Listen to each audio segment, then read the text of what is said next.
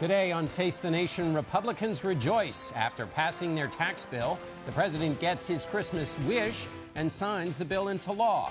But will this Republican unity last into the new year? We'll take a look at the political landscape heading into the 2018 midterms. And in our annual CBS Correspondents Panel, we'll reflect on this year and look ahead to next. It's all coming up on Face the Nation. Good morning and welcome to Face the Nation. I'm John Dickerson. On this Christmas Eve morning, with all the newsmakers out of town, we begin with a 67-year tradition, the annual CBS News Correspondent Roundtable. Joining us this year, White House and senior foreign affairs correspondent Margaret Brennan. Ed O'Keefe covers Capitol Hill and politics for the Washington Post and is a CBS News contributor. We've asked him to fill in for congressional correspondent Nancy Cordes, who we hope is enjoying her well-deserved break with her family. Chief White House correspondent Major Garrett, Justice and Homeland Security correspondent Jeff Pegues, and National Security correspondent David Martin is also here. We begin with a portion of an interview Margaret did with Vice President Pence late last week on a surprise trip to Afghanistan. She talked to him about the accomplishments of the first year of the Trump administration and what's ahead for 2018. This president has rolled back federal red tape in record numbers, unleashed American energy, appointed conservative jurists to our courts, including Justice Neil Gorsuch. But to arrive at the end of the year, and thanks to President Trump's leadership, to see the Congress of the United States come together, pass the largest tax cut in American history, was deeply inspiring. You see a toehold to get more done. As much as we've accomplished this year, rebuilding our military, unleashing the full potential of the American economy, and passing the largest tax cut in American history, and other initiatives that this president's advanced, it's clear we're just getting started. And next year, I think you're going to see this administration move on vigorously to an agenda which will include infrastructure and welfare reform. The progress that we've made in the war against ISIS, where we've virtually crushed the ISIS caliphate and taken back the capital of Raqqa, the fight here in Afghanistan, taking the fight directly to the enemy, the investment that we're making in our military, the growth and optimism in the American economy, I think sets the stage for tremendous growth and opportunity in security and prosperity in 2018. How do you explain to the American people how they should understand what just happened this month with Mike Flynn pleading guilty to lying to the FBI about his contacts with the Russian ambassador, which the president said he lied not only to you about, but to the FBI, and that's why the president fired him? We'll let the special counsel and others do their job. We're going to cooperate, but we're going to stay very focused on the job the American people elected us to do. Can you just clarify how you understand what happened with Mike Flynn, who we'd known had lied to you? Did you know he had lied to the FBI? The president said that's what made him fire him. I stand by everything I've said with regard to that individual and every other aspect of this. But when he was fired, did you know he had lied to the FBI? What I can tell you is I knew that he lied to me. And I know the president made the right decision with regard to him. All right, Margaret, so the vice president is a fan of the job his boss is doing.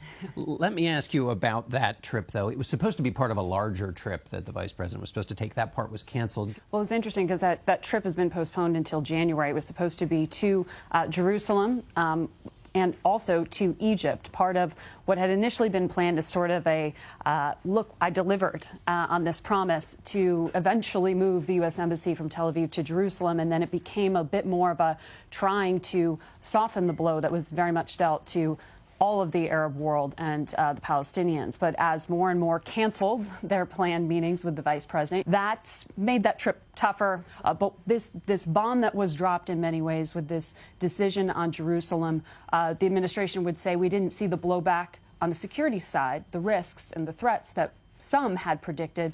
But you have to understand that symbolically, the decision on Jerusalem will continue to be a sticking point for the Arab world. It may not be the breaking point because they have broader concerns with Iran right now, but it is certainly something that the administration is not going to quickly move beyond. Major, we heard the vice president's assessment of the year. Give us your assessment. I think it was very revealing in the last week of this year, effectively in Washington, that the person who had the year-end wrap-up press conference was not Donald Trump, was not Speaker Paul Ryan, it was Mitch McConnell. And if you're going to look at the person singularly most responsible for the accomplishments on the domestic side for the Trump agenda, Well, good morning, everyone. it's not Donald Trump. It's Mitch McConnell, the Senate Majority Leader, who held, with the exception of one issue, health care, Republicans together on every single aspect of what the president tried to accomplish. Tax cuts were passed because McConnell held his conference together. All of the 12 circuit judges nominated and confirmed, a record for any first year of any American presidency, because Mitch McConnell held his conference together. And he got 49 votes on health care, closer than anyone probably could have under those similar circumstances. So Mitch McConnell put the bow on this year, and quite properly so. The president signs, but without McConnell, who for the very first time this last week, the president actually praised on Twitter, because it has finally gotten through to him through many people inside and outside the White House. Mr. President, forget what Steve Bannon says. You can't get anything without Mitch McConnell. Ed, staying with Congress, you heard Mike Pence talk about infrastructure. You heard him talk about welfare reform, given what Majors laid out, but also the fact that you got a Democratic Party that doesn't want to help out this president. What do you think Congress is going to look like? The more likely of those two is infrastructure, for sure. It was quite revealing how very quickly this week Paul Ryan tried to pivot to entitlement reform, and very quickly Mitch McConnell and Republican senators said, no way. Because remember the math. 51 to 49 is the new math starting January 3rd. Doug Jones comes to the Senate as a Democrat from Alabama. And courtesy of Steve Bannon. Courtesy of Steve Bannon, exactly. And cooperation is required. And the only thing that most senators right now believe could start the year off in a good way is working on some kind of plan to fund big construction projects, basically, in this country. The question, of course, as it always is, seems to be, how will you pay for that? And given that you've just slashed tax cuts, Republicans will probably turn around and suggest that entitlement reform is the way to do that in some respects. But a lot of those Republican senators and a fair number of congressional House members who are from suburban swing districts where going after Medicare, Medicaid, and Social Security is an unpopular thing to do in an election year are going to resist it. David, the vice president said ISIS is decimated, the caliphate is gone. Is that accurate? And if so, why has this come to pass? I think it's accurate to say that the caliphate, as it existed in Iraq and Syria, is crushed. They used to control all of northern Syria, northern Iraq, western Iraq. They're now down to a few pieces of territory along the Euphrates River in Syria. And I think the Trump administration deserves some credit for that. The weight of American airstrikes and the capabilities of American Special Operations Forces would sooner or later crush the ISIS caliphate, no matter who was in the White House. But the way that General Mattis, the Secretary of Defense, went about it was to give his commanders more authorities to make decisions in the field. So when they saw a target of opportunity, they didn't have to come all the way back through the chain of command to the White House to get approval. They just did it. And now the ISIS that once existed is almost dead. But as Secretary Mattis says over and over, they're not defeated. ISIS, the caliphate, is going to become ISIS, the movement. And its followers, we already see them in Afghanistan, Somalia, Yemen, name almost any country in North Africa. These aren't fighters who, for the most part, escaped from Iraq and Syria. These are just angry young men looking for a cause to serve. Jeff, the vice president talked about Michael Flynn. Michael Flynn is at the heart of both the relationship with the Russians among Trump advisors, but then also the obstruction question about whether the president told the FBI director to go easy on the Flynn investigation. Where are we at the end of the year with these cluster of investigations? Well, they're ongoing. And the question is, I know the White House is interested in this. When will it all wrap up? And it doesn't seem like there's an end in sight right now. I mean, you have Mike Flynn, who was given this plea deal. He is a figure that straddles, the transition, the campaign, and the first few weeks of the White House. So if he's cooperating with investigators, you get a clearer sense of what the investigators may be looking at. at least according to some of the people that I know who have worked with Mueller in the past, they know how he builds his cases. He tries to get some cooperating witnesses, which he has now with Flynn and Papadopoulos, the foreign policy advisor, who also took a plea deal. So you wrap up these witnesses, but you don't tip your hand, according to these people who work with Mueller, to what the main charges are going to be at the end. So that's the question. When will this end, and what are investigators trying to get out of Mike Flynn? All right, well, we're going to take a short break now, but we'll be back in a minute with more from our panel.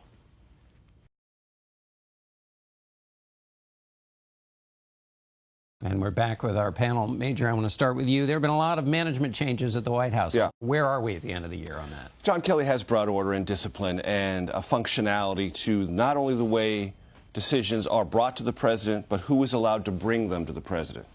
And they go through John Kelly. But that doesn't change the fundamental truth about the Trump approach to the presidency. And I've been trying to think of a metaphor. So you go to a rock concert.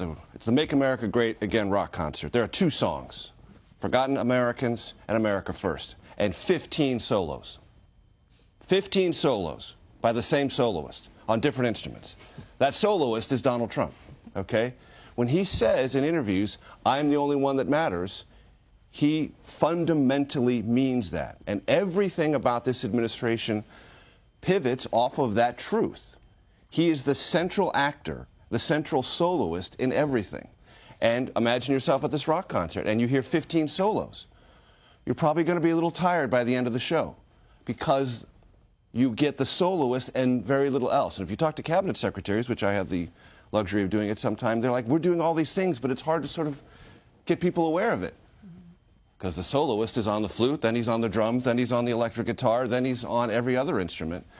And that is both the kind of reality draw of the Trump presidency, the management reality, and the exhausting reality. Right. By the time he gets to the glockenspiel, it's really...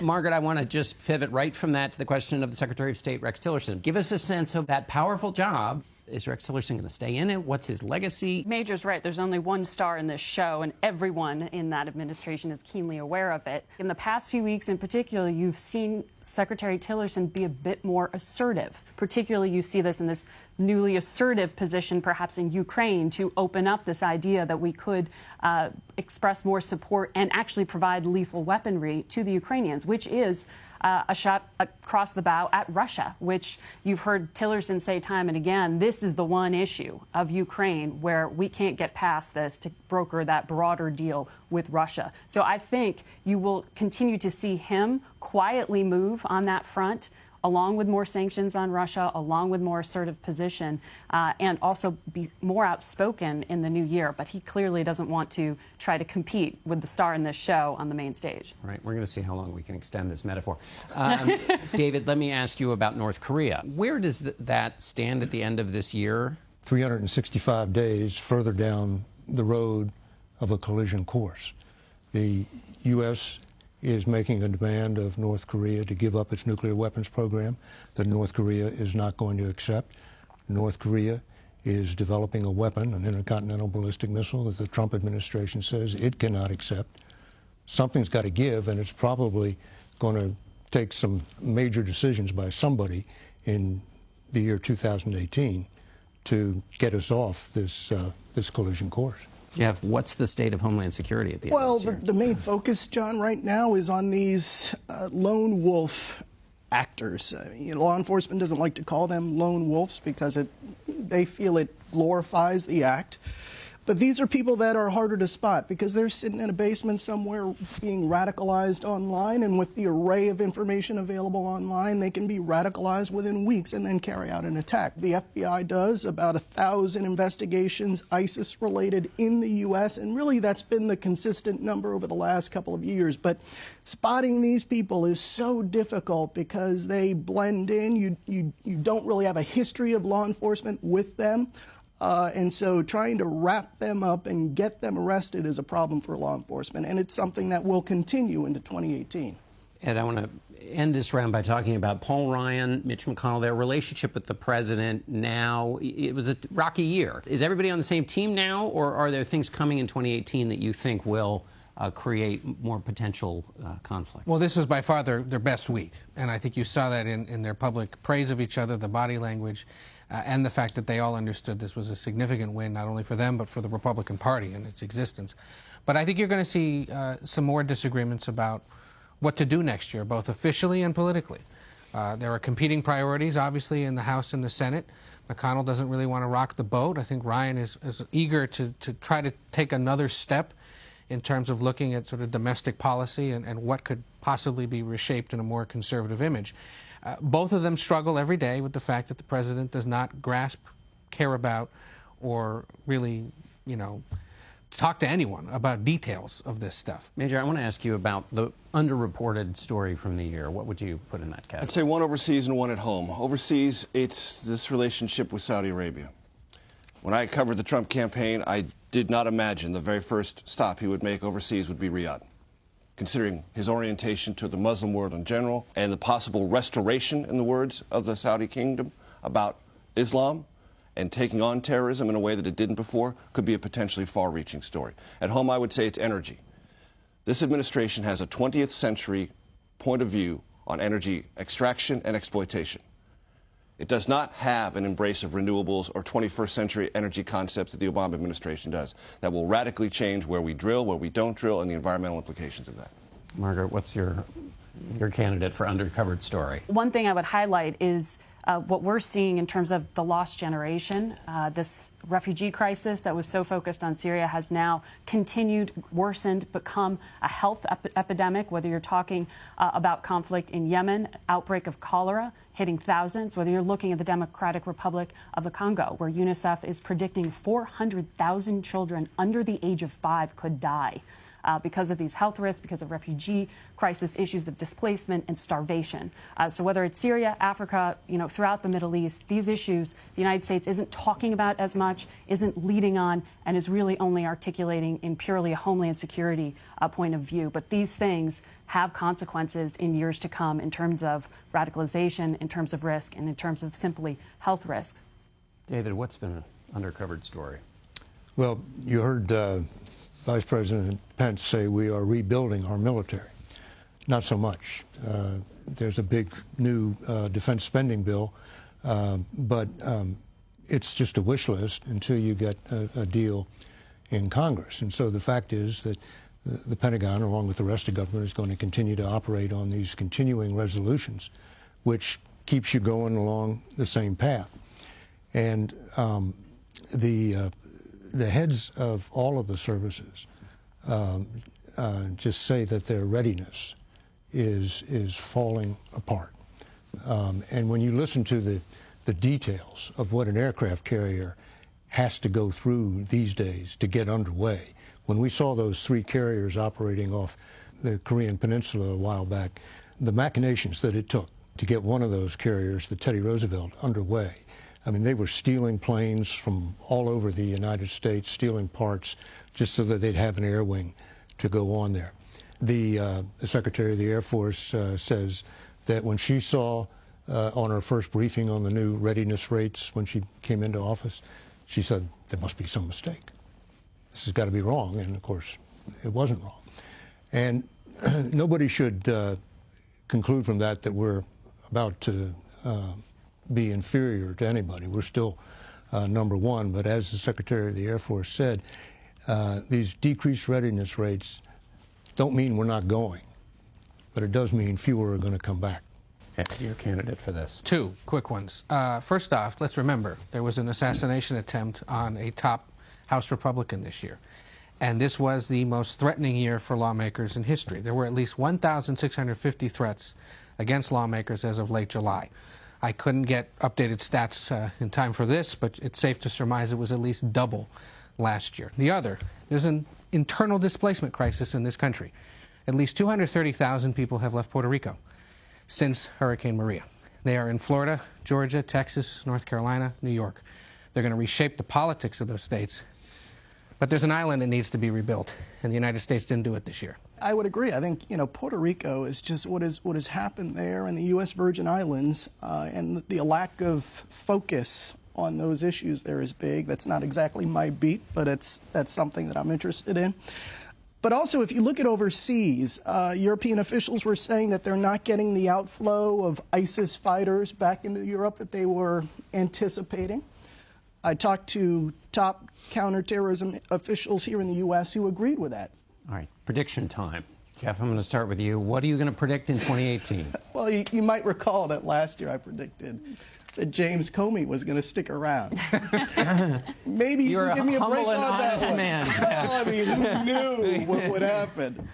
So this year, I won't be as bold, but I will say that I think the Mueller investigation is going to, one way or another, give members of Congress a big decision in 2018. I think it'll end up in their lap. David, what's your prediction? Well, as long as we're confessing. Last year, I predicted that President Trump and Kim Jong-un would have a face-to-face meeting. I was brilliant, but dead wrong. So I'm not going to touch North Korea. I'm going to predict that Abu Bakr al-Baghdadi, the leader of ISIS, will meet his end in 2018.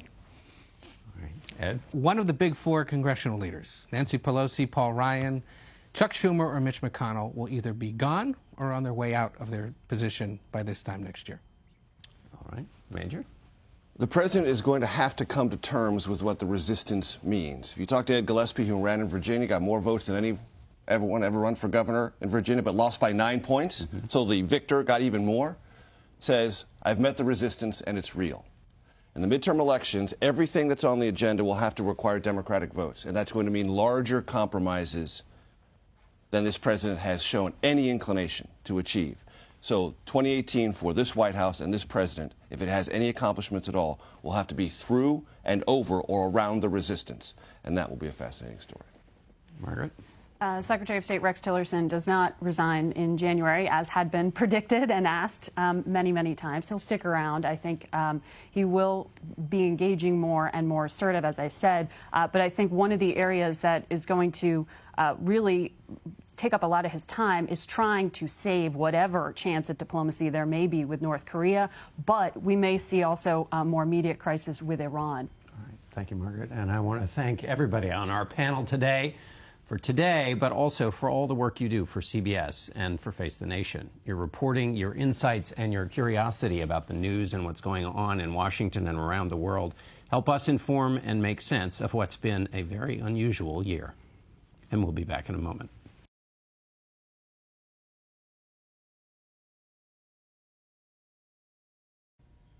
If you can't watch the entire show live, the full hour of Face the Nation is rebroadcast every Sunday at 11 a.m. and 6 p.m. Eastern Time on our digital streaming network, CBSN.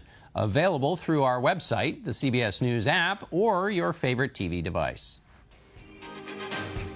This portion of Face the Nation is sponsored by MassMutual, a company that recognizes the importance of relying on others to secure the future.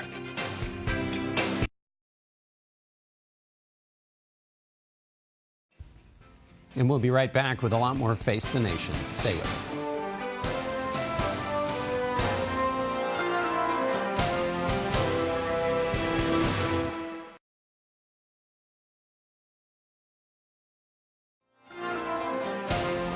Welcome back to Face the Nation. The big political question for 2018 is whether Republicans will build on their single-party control of Congress or whether Democrats will flip control of the Senate, the House, or both. For a look at where things stand as we move into 2018, we turn to Dan Balls, who is the chief correspondent at The Washington Post. His colleague, Karen Tumulty, is a national political correspondent, and our own Anthony Salvanto is the CBS News Director of Elections.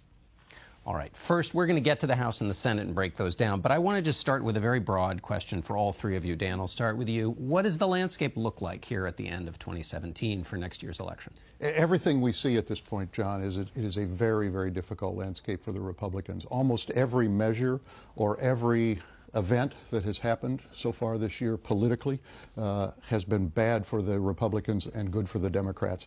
You can look at it in terms of the president's approval rating, which is historically low for a first-term president. You can look at it in the nature of the current preference for how the House should break. The Democrats have a significant advantage on that at this point. And we know that from the recent elections, the enthusiasm is much greater, or appears to be much greater, among Democrats than Republicans to turn out, and that's often the key indicator in midterm elections. Karen? It's true. Midterm elections, especially in a president's first term, are almost never good news for the president. In fact, only twice since 1934 has a president's party picked up seats in the first midterm of his first term in office. But it really does seem like the Republicans are, in fact, heading into some really tough weather here. And it's true, the generic ballot, would you rather see a Democrat or a Republican in office? The Democrats are ahead in that by double digits. But I agree. I think this enthusiasm gap is really the biggest thing the Republicans ought to be worried about right now. I want to get at the roots of that enthusiasm and where it comes from. But, Anthony, where do you put the needle down on the record here? Well, let me temper that a little bit. The math is still a little bit in the advantage of the Republicans, at least on the Senate side. And the reason for that is that the Democrats are defending more seats, and anytime that happens, you have a harder hill to climb. And look, on the House side, it's true that we see in national polling that more people are now saying that they'd like to see the Democrats in control. But remember that those polls are talking to people in very heavy Democratic districts as well as heavy Republican ones. And so that generic ballot can sort of overstate the case, right? What you really want to focus on is how many specific House seats could be competitive. And on that side, there may be just enough for the Democrats to put the House in play. The real question going forward is, can they expand that map? Can they make more seats that we wouldn't ordinarily think are in play sort of come into view? On that generic ballot, though, isn't it the case, this question of would you vote for a Republican or a Democrat, even though it's an imprecise number, when it's that big, when people are favoring the Democrat that much, isn't that sort of, well, a blunt indicator? When the number's that big, it still does tell you something, though, doesn't it? Oh, absolutely. Absolutely. It gives you a general sense of the direction. And there's no question that that direction is pointing towards Democrats. It's maybe about half as many. So if you see a national ballot, national generic ballot, you say, well, they might win maybe half that much in the actual elections. But there again, the interesting thing is going to be where they can start to try to persuade people. And as you look around the country, a lot of these suburban districts, a lot of wealthier districts that had gone Republican on economic issues particularly, are places that they're targeting. And if they can start to put those in play, then we start to see a really competitive House election. I think the first place to look will be there are 23 House districts, and the Democrats have to pick up 24. There are 23 House districts where there is a Republican incumbent sitting in a district that was won by Hillary Clinton. And these districts are all over the country. They're in California, Texas, Florida, and they're a big range. A lot of them are suburban, but a lot of them are rural, and a lot of them have large numbers of Hispanics. John, there's one other element in terms of the tempering of where we are. We have a odd situation, which is a president with very low approval ratings at a time when you have historically, or over the last 17 years, the lowest unemployment rate, a stock market that, as the president says constantly, is breaking records weekly, and steady economic growth. So for the Republicans, if they can, in one way or another, force people to think about the state of the economy rather than their view of the president, they could hope to do better than a lot of this polling suggests at this point. History says that there have been two other times in the last half century where you've had this anomaly of low presidential approval and low unemployment. In both those cases, the presidential approval turned out to be the more significant, and the party in power lost a lot of seats. Yeah. In the last three midterms, most people have said that their midterm vote is about the president. So there's no question that he's a factor, and there's no question that approval rating looks like. And that's where the enthusiasm you're talking about, Karen, comes from. Explain that for people a little bit about. It's linked to the president, right? And what pollsters ask voters is, how excited are you about this election? How they look for other measures of how engaged people are with the fact that there even is an election this year. And just this week, the Wall Street Journal, Peter Hart, their pollster, found a 10-point enthusiasm gap between Democrats and Republicans. You know, that's really important, too, because remember, in midterms, turnout is lower. And the folks who tend to vote are a little disproportionately older and often disproportionately Republican, at least recently. What the Democrats have taken out of these last couple of elections in Virginia and Alabama is that they can motivate their base, that people who don't ordinarily come out, except for in presidential years, have been willing to come out. And if they can do that, then that changes the dynamic, because there are folks sitting in these districts who normally sit out midterms, where turnout goes under 40% a lot of times. They reshape that, and the whole electorate changes. Dan, let me ask you about the Senate. Karen sketched out the situation in the House. In the Senate, after Doug Jones of Alabama is seated as the Democrat next year, after that exciting race this year, there will be a two-seat majority for Republicans. That means that Democrats need to just pick up 2 seats to gain control of the Senate. Now, 10 Democrats are up for re-election in states that Donald Trump won.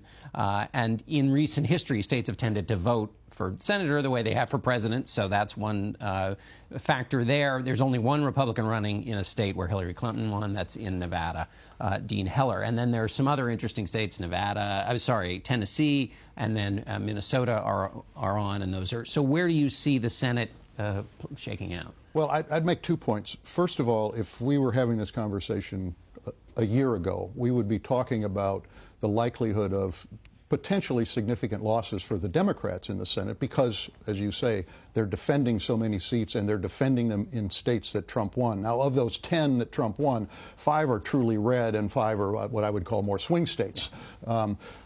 But what's happened over the course of the year is, because of the turbulence that the Republicans have run into, there is now at least the possibility of Democrats being able to take control of the Senate. I think it's still very, very difficult, but they have 3 opportunities: Arizona, Nevada, and possibly Tennessee, because they have a candidate there, the former Democratic governor, who may be the only Democrat who could win statewide, but I'm not predicting at this point that he will. And many of their incumbents are in reasonably good shape, or better shape than you might have thought 6 or 8 or 10 months ago. I think it's still a heavy lift for the Democrats to take over, but they at least have an opportunity which they wouldn't have dreamed of at the beginning of the Trump presidency.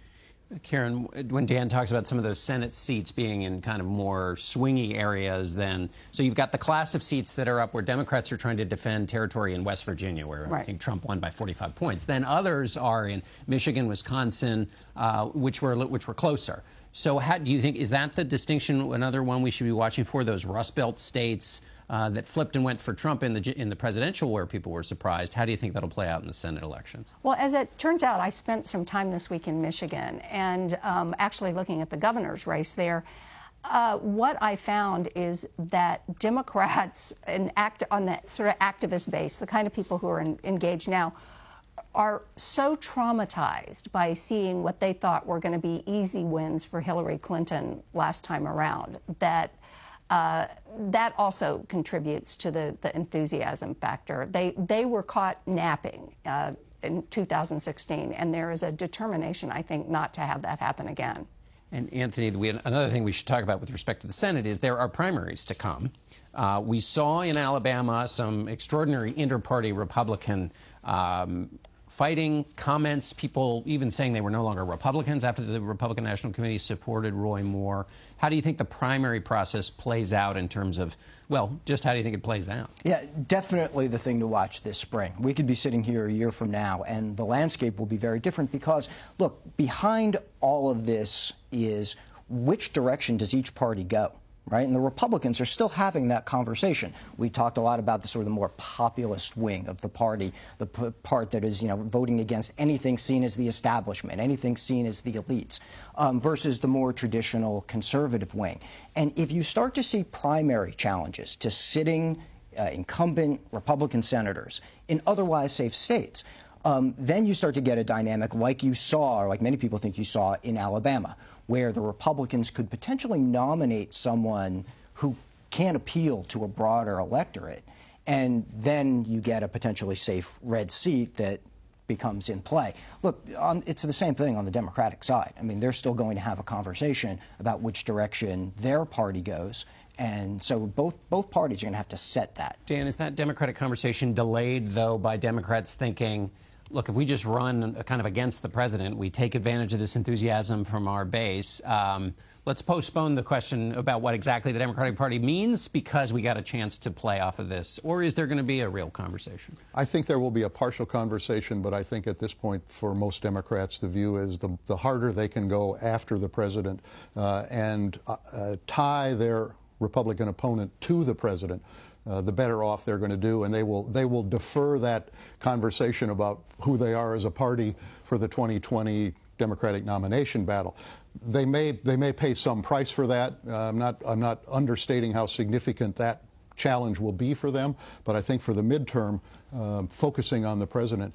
I mean, one of the problems that Republican candidates potentially face is how much do they identify with President Trump in order to energize their base, and the cost of that in a general election if they become so identified that people think, well, it's just another Trumpian. Right, the challenge that Ed Gillespie ran into in the Virginia gubernatorial race. And there's also, though, you're finding that a lot of these Republicans who are running for the Senate are not willing, for instance, to commit to voting for Mitch McConnell to continue as their leader as well.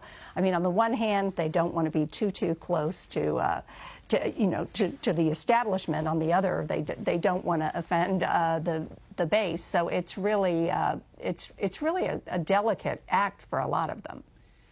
Anthony, how much do you think it's a danger for Democrats to not have something to run on, to just focus on the president? Because obviously, if they focus on the president, that encourages the Republican base to turn out. One of the things that was so interesting in 2016, where, as you mentioned, the Democrats didn't win as many seats as some thought they might, is that voters said Donald Trump was a different kind of Republican. He was kind of a brand unto himself. And they had a hard time tying the Republican Senate candidate to Donald Trump. The question to watch is whether or not they can do that now, because so many people have seen the president as sort of different brand altogether. And the Washington Post, a paper you're familiar with, wrote a piece about how the president's dying to get out there and campaign. We know all presidents love to get out and back in campaigns. It's so much more fun than what they have to do in Washington. But how does that work out, Dan? Is this going to be a situation where people think, go campaign somewhere else, Mr. President, or he just spends his time in those safe districts? And how do you think that plays out, his active participation? Well, we know that he loves to get out, and we know that those big rallies energize him, and that he loves to do that, and that that he creates enthusiasm as well as receives the energy back from it. He's going to want to be out there a fair amount. I think it will be difficult for a lot of these candidates to embrace him too closely in some of these competitive races, and so I think individually all of those candidates are going to have to decide, how close do I want the president to be? Ed Gillespie, talking about Virginia, wanted to keep him somewhat at arm's length. It didn't matter in the end. He still got beat pretty badly. Karen, how do you think the policy landscape is going to show up here? Are we going to have a bunch of fights that are going to be all about kind of values issues, cultural issues, the things that get voters excited? Or is there any way in which some policy might actually be a part of the conversation? Well, the big policy issue right now, especially coming on the heels of the tax bill, is whether they are going to be brave enough to begin the real conversation on entitlements. That is an absolutely treacherous issue to bring up in an election year. And Mitch McConnell in the Senate has already said it ain't happening here unless there's some Democratic buy-in, which there won't be. Right. All right. Well, go ahead quickly. Oh, I was going to say, remember, the Republicans rely on older voters very heavily, and so that does certainly put things into a different context. All right. Thanks, all of you, and we'll be right back.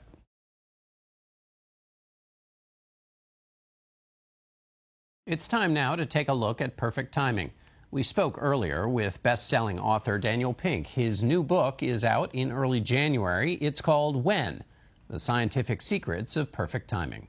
You say this is not a how-to book, but a when-to book. Tell people what that means. Well, we tend to think that timing is an art. We make our decisions about when to do things based on gut instinct and intuition. But timing is actually a science. Across multiple disciplines, there's a huge body of research showing us how to make systematically better, evidence-based decisions about when to do things. And it turns out they have a material effect on our well-being, on our productivity, on our performance, on our creativity, on our health, many, many domains of life.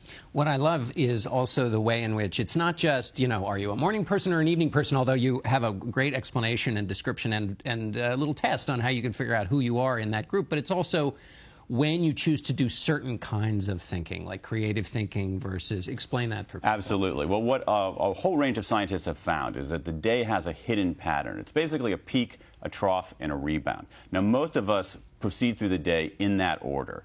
Peak, trough, rebound. And it turns out we're better off doing analytic work during the peak, which for most of us is the morning. The trough is not good for anything. It's actually a danger zone in many ways. We're better off doing our administrative stuff during the trough. But then during the recovery, it turns out we're better at more creative tasks, tasks that require a little bit more looseness rather than that heads down, locked in approach. And is that's when the flashes of insight come? Often, because when we're at our peak, we're very vigilant, right? We're able to keep out distractions. That's a feature when you're doing the analytic work. But when you're doing creative work, you actually want a little bit more looseness. You want to let a few distractions in to mix up the soup a little bit. And so during the recovery period, which again for most of us is the late afternoon, early evening, we do better on what are called insight tasks. Has human history fouled us up by, which is to say, we needed to create time and have watches and hours so we would know when the bus arrives. Yeah. But did we figure out a system that's basically always fighting with our own natural rhythms? It's a really, really interesting question because one of the things what I discovered researching time itself is that a lot of things that we think of as natural are completely human inventions designed to corral time. So an hour has no natural substance to it. A minute doesn't have any natural substance to it. Certainly a year does because the planet goes around. A day does because the planet spins on its axis. But beyond that, we're always trying to corral time. And it's very hard to do, and time is a very elusive subject. And one of the things that's happened is that I think as a consequence, when we think about our own performance, we focus on what we're going to do. We focus on often how we're going to do it. We're focused on who we're going to do it with. But we put when questions over there at the kids' table saying that it's not that important. And the science is telling us that it's actually demonstrably important. Right. It's the thing you should put at the front. One of the things I love about the book is there's a lot of practical news you can use, as we Absolutely. say. So give people a little sense of that, both in your day-to-day, but also, you talk, for example, about midlife and the guidance that. So give us a sense of those how-to. There are all kinds of things. Number one is that if you think about the science of breaks. Not too many years ago, people who stayed up all night were kind of heroes in the workplace because they were tougher than the rest of us. Then the science of sleep began emerging, and we said, no, those people are fools. I think the science of breaks is where the science of sleep was a decade ago, about to break through the surface as a really, really instructive about how we can work better. So we need to take more breaks, period. And one of the best things that I've done myself is that every day I have a break list. I write down 2 breaks I'm going to take during the day. We also know from the science that breaks are better taken with other people rather than solo, even for introverts like me. They're better taken fully detached rather than semi-detached. That is, don't bring your phone. We're better off moving during our breaks than being stationary. We're also better off being near nature. And so what the science is telling us is that if we take these regular breaks, 10, 15 minutes, we're going to feel better, we're going to perform higher. So make a break list. That's one of my favorite tips. And go outside while you're doing if you can. But there's even evidence that just looking out a window and seeing a tree is better than being in a windowless room. Let me also ask you about teams, and because how timing works when you're working with lots of other people as well. Yeah, well, there's some really, really interesting research on how teams synchronize, things like choirs, rowing teams, delivery services. And one of the things that it's so interesting about our nature is that it seems that coordinating with other people, being in sync and in time with other people, there's something fundamentally human about that, and we have a propensity for it. And one of the things that's so interesting about that, if you look at, let's take exercise as an example. Exercise is absolutely good for you, right? It boosts your mood. It's a prophylactic against depression. It helps control your weight. It's all good. Well, there's kind of a new exercise out there, and it's choral singing of all things. Choral singing has benefits that are just extraordinary at the physiological level and the psychological level. It is useful for cancer patients. It improves your immune response. It boosts your mood. So there's something about synchronizing with other people that makes us feel good. It also helps when kids do synchronous activities. They actually afterwards are a little bit more what social psychologists call pro-social. That is, they will play with kids who aren't like them. They're more likely to cooperate. They're more likely to help. So we all should join roving bands of walking singers. On our breaks, yes. Right, exactly. Well, I mean, I think there's some good evidence for, like in schools, that choral groups, not only as kind of an ancillary activity, but as something that actually boosts the moods of kids, improves their social and emotional learning, and could conceivably make them better citizens of the school. All right, Daniel Pink, that's it. Thanks so much for being with us. Thank you, John. Daniel Pink's book is When: The Scientific Secrets of Perfect Timing. We'll be back in a moment.